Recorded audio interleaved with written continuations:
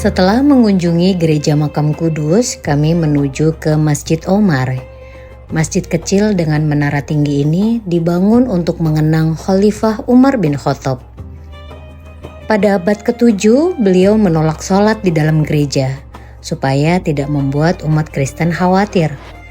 Keputusan sederhana itu kini menjadi simbol toleransi dan kebijaksanaan.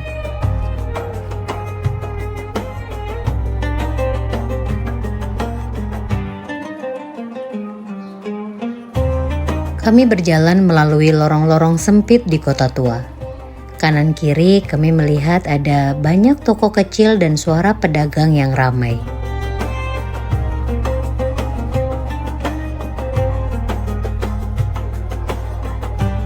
Di Al-Qirami Street, rumah-rumah warga berdiri berdempetan. Pintu kayu tua dan jendela kecil menghadap ke gang sempit. Kehidupan sehari-hari berjalan normal di tengah kawasan yang penuh sejarah. Jalur ini sudah lama menghubungkan pasar, rumah-rumah, dan juga tempat ibadah.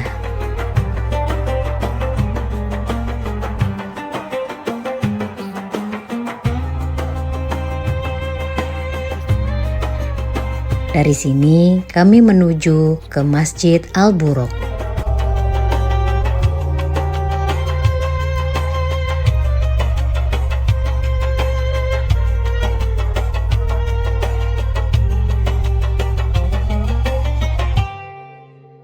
Masjid Al-Buraq. Suasananya tenang dan hening. Untuk masuk, kami harus menuruni tangga batu yang curam menuju ke ruang bawah tanah. Semakin turun, udara semakin sejuk dan suasana semakin khusyuk. Di dalam Masjid Al-Buraq, ruangannya sederhana dengan dinding batu tua yang kokoh. Di salah satu sudut ada cincin besi. Cincin ini dipercaya sebagai tempat Rasulullah mengikat buruk pada saat Isra Mi'raj. Benda sederhana, tetapi maknanya sangat dalam. Dari sini kami berjalan melintasi Masjid Al-Qibli, bangunan berkubah gelap di sisi selatan. Ini adalah bagian utama dari komplek Al-Aqsa.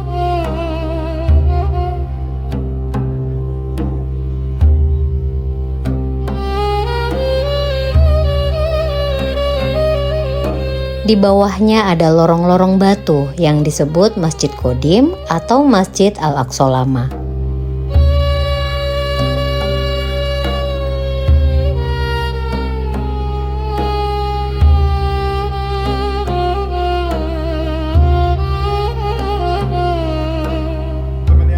Pilar-pilar besar menopang bangunan di atasnya. Dindingnya memperlihatkan teknik bangunan kuno yang masih kuat sampai sekarang.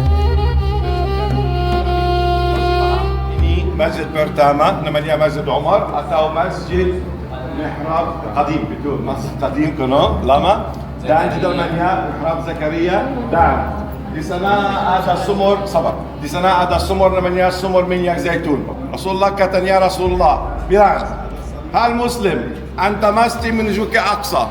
Kalau tidak bisa menuju ke Aqsa, Anda orang tua, sakit, tidak ada hubungan diplomatik, tidak ada cukup tempat dengan Satriani. Rasulullah bilang, mesti kirim minyak zaitun untuk menggunakan sebagai bahan bakar di dalam lampunya. Banyak orang Muslim yang tidak bisa datang ke Baitul Maqdis, kirim minyak zaitun, karena itu perlu sumur untuk simpan minyak zaitun, karena itu ada sumur minyak zaitun. Sekarang usah minyak zaitun, kenapa? Karena ada listrik. Sampai 19 Aqsa lampunya adalah lampu minyak zaitun, karena belum ada listrik di Palestina.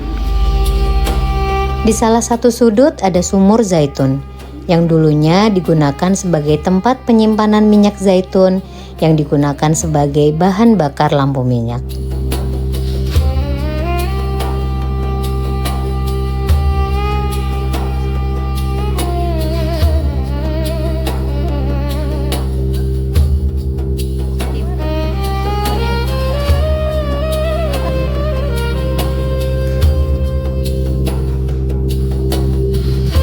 Masjid Marwani ada di sudut tenggara Komplek Al-Aqsa. Ini adalah ruang sholat terbesar di seluruh kompleks. Bisa menampung sampai 10.000 jamaah sekaligus.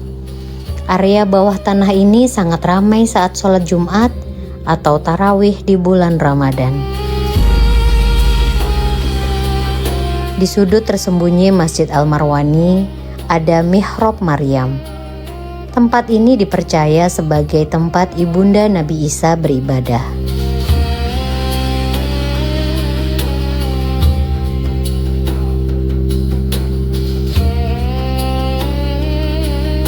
Di balik pilar-pilar batu tua ini, ada kisah mukjizat rezeki yang datang kepada Maryam.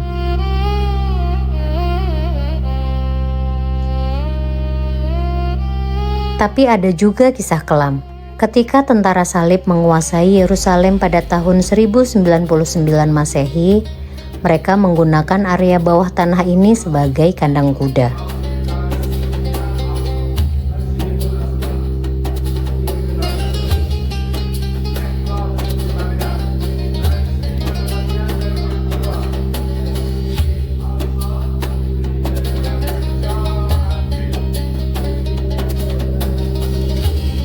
Meninggalkan area Masjid Al-Qibli, kami berjalan di pelataran terbuka Al-Haram Asy-Syarif di antara barisan pohon zaitun dan juga pilar-pilar batu kuno.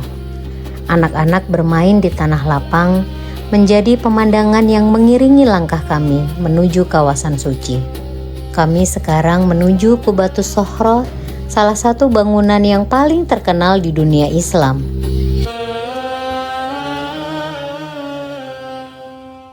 Kubah emasnya memantulkan cahaya matahari senja.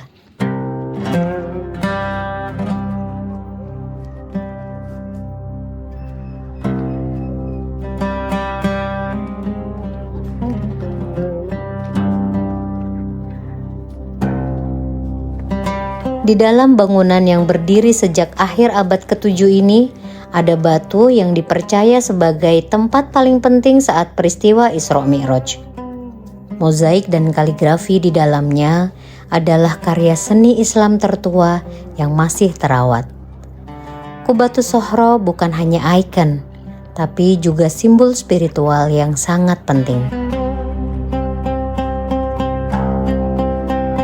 Dari Komplek Masjidil Aqsa, di belakang saya itu adalah masjid yang paling terkenal di Komplek Masjidil Aqsa, yaitu Dome of the Rock atau Qubatus Sokhro yang kubahnya berwarna emas. Nah, itu ikon dari komplek, dari masjid-masjid yang ada di Masjidil Aqsa. Banyak sekali anak-anak kecil yang sedang bermain bola di belakang sana, Masya Allah.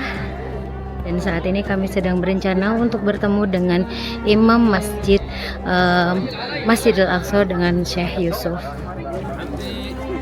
100 kilo. 100. Di tengah kompleks suci ini, kami menemui Imam Besar Masjid Al-Aqsa, Syekh Yusuf Abu Sneina. Beliau aktif berdakwah dan menyerukan persatuan umat Islam untuk mendukung Palestina.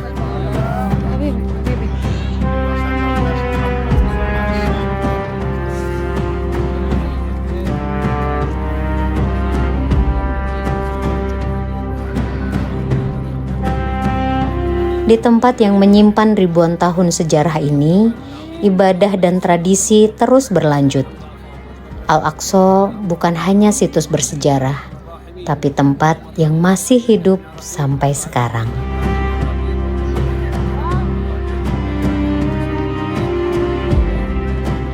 Di depan sana, aku nggak berani untuk masuk lebih dekat, tapi di depan sana yang pas dekat sama gerbang yang di depan kita itu adalah pos penjagaan yang pertama sebelum ke masjid.